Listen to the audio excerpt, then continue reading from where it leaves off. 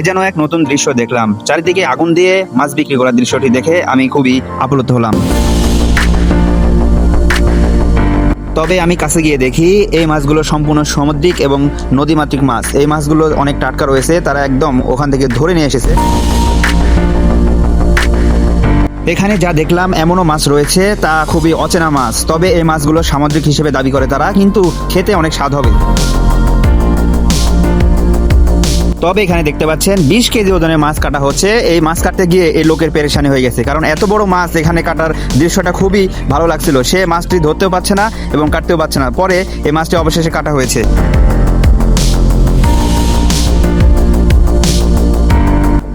যদি এই মাছের একটা চাকা কিংবা কেউ মাথা খেয়ে থাকেন অবশ্যই ভালো লাগবে, কারণ একটি মাছই হবে আপনার একটি প্লেটের সমান।